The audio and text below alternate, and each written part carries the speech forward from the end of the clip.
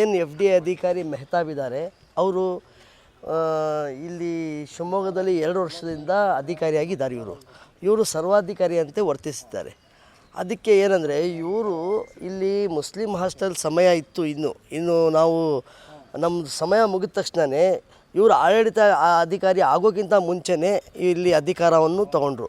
ಇದೇ ರೀತಿ ಬರೀ ಇಲ್ಲಿ ಮುಸ್ಲಿಂ ಹಾಸ್ಟೆಲಿನ ಮಾತ್ರ ಸಮಸ್ಯೆ ಅಲ್ಲ, ಇಡೀ ಜಿಲ್ಲೆಯಲ್ಲಿ ಎಷ್ಟು ಇದಿದೆ, ನಮ್ಮದು ವಕ್ಫಿನ ಸಂಸ್ಥೆಗಳಿದ್ದಾವೆ, ಅಲ್ಲೆಲ್ಲ ಇವರು ಭ್ರಷ್ಟಾಚಾರಗಳು ಮತ್ತು ಇವರಿಂದ ಏನಾಗ್ತಿದೆ ಅಂದರೆ ಈ ಜನಗಳ ಮಧ್ಯೆ ಪಂಗಡಗಳ ಮಧ್ಯೆ ಒಂದು ದ್ವೇಷ ಹುಟ್ಟುಹಾಸುವ ಮತ್ತು ಎಲ್ಲ ರೀತಿಯ ಒಂದು ಪ್ರಯತ್ನ ಇವ್ರು ಪಡ್ತಾರೆ.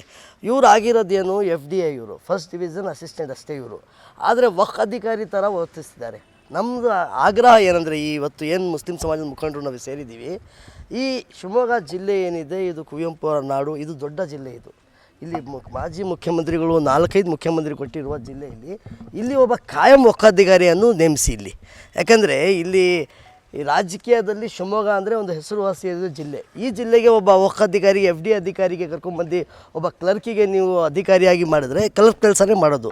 ಹಾಗಾಗಿ ನಮ್ಮ ಆಗ್ರಹ ಏನಂದರೆ, ಒಂದು ಕಾಯಂ ವಕ್ಫಾಧಿಕಾರಿಯನ್ನು ನೇಮಿಸಿ ಏನು ಶಿವಮೊಗ್ಗ ಜಿಲ್ಲೆಯಲ್ಲಿ ಮತ್ತು ಈ ಮುಸ್ಲಿಂ ಹಾಸ್ಟೆಲ್ ಆಗಲಿ ಬೇರೆ ಬೇರೆ ಆಡಳಿತ ಅಧಿಕಾರಿ ಆಗಿದ್ದೀರಲ್ಲ, ಅವರಿಗೆ ಆ ಆಡಳಿತ ಅಧಿಕಾರಿನ ತೆಗಿಬೇಕು, ತೆಗೆದು ಕಾಯಮಾಗಿ ಒಬ್ಬ ವಕ್ಫ್ ಅಧಿಕಾರಿಯನ್ನು ನೇಮಿಸಬೇಕು ಅಂತ ನಮ್ಮ ಆಗ್ರಹ.